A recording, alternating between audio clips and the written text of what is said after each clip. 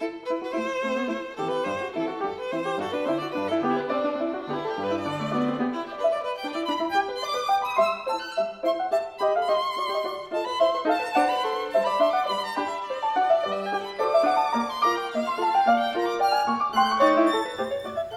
everyone, my name is Uli and I am a violinist. That means I play the violin for a living. And one of my jobs is to perform with the Garden State Philharmonic here in New Jersey. I started to play the violin when I was 9 years old after mastering the recorder, which I was really good at. At the time my favorite composers were Wolfgang Amadeus Mozart and Michael Praetorius. Now, if you've never heard of Michael Praetorius, you should definitely check him out. He was a really great composer who wrote awesome music.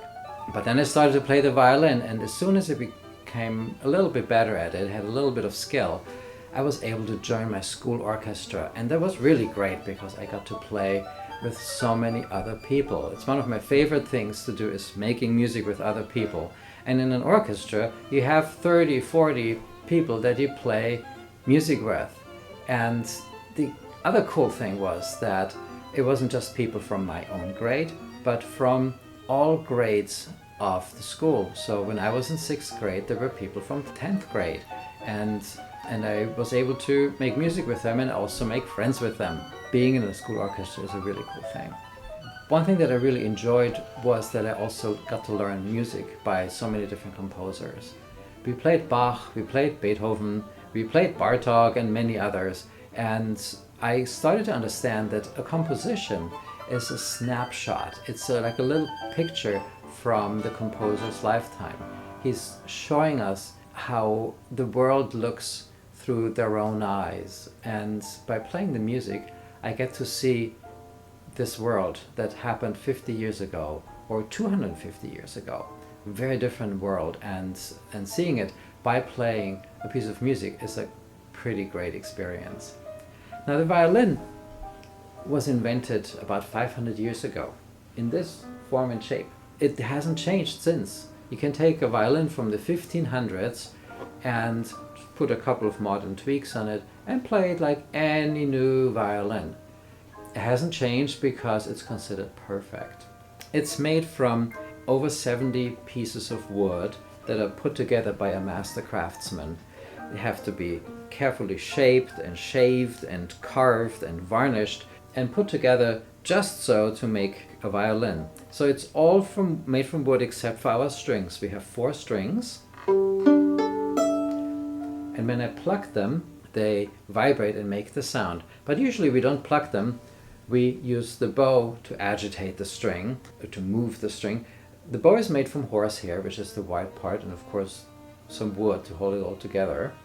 And when I move that horsehair across the string, I get that violin sound, and the string starts ringing. The vibrations from the string go through this little part here, that's called the bridge, and go onto the body of the instrument. And then the whole body of the instrument starts shaking and vibrating and producing the violin sound. And it can be loud and fill a big hall, like Carnegie Hall. I've played in Carnegie Hall, and it can fill the whole hall with your sound. There could be 3,000 people in there, and they all hear the violin because it can sound so loud. But it can also sound very soft, and it can be sweet. It can be triumphant. It can be even harsh, but it can also be wistful and sad, or it can be strong. So there's many things that the violin can do. It can imitate other instruments. It can try to sound like a flute. It can sound like a bird.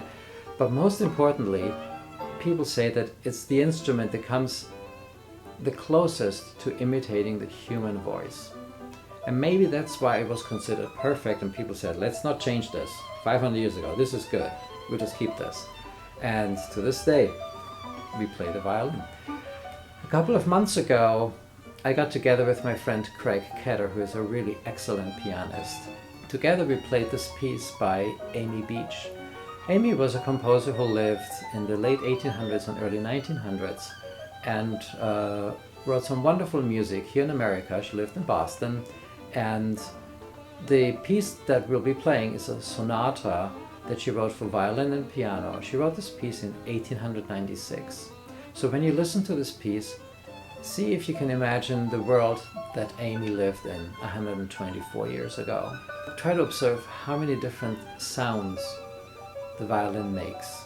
We had a great time playing this piece. We really enjoyed it, and I hope you will enjoy listening to it. Thank you.